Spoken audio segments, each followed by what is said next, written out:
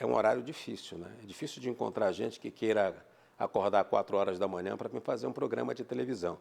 Então, por exemplo, quando eu comecei no Bom Dia, eu comecei na televisão em 1987.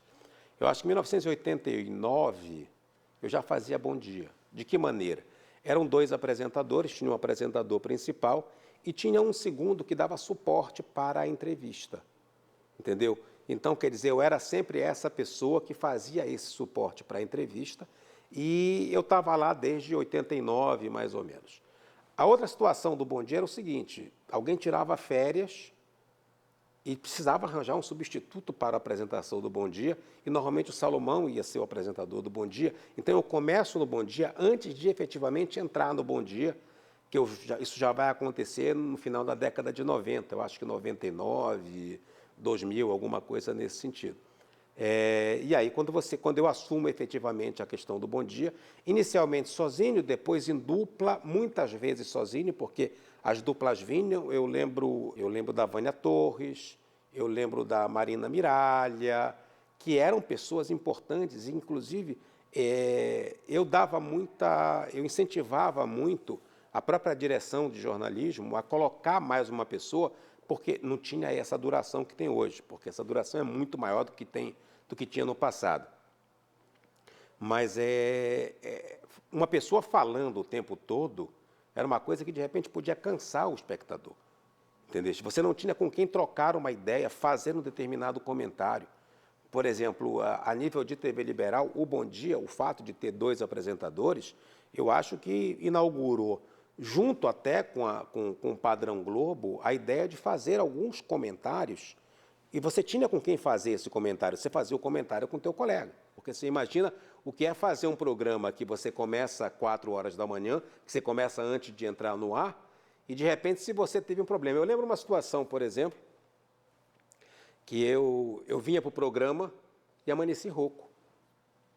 Eu digo assim, cara, não consigo, pior que eu não conseguia falar nada. Era... e tal. Eu fui buscar a Jalília Messias em casa. Primeiro que eu liguei para a Jalília Messias.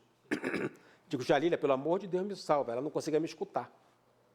Eu digo assim, Salomão, me salva, porque não tem como ir para o ar. E não tinha ninguém, porque era uma época que eu estava fazendo o programa sozinho.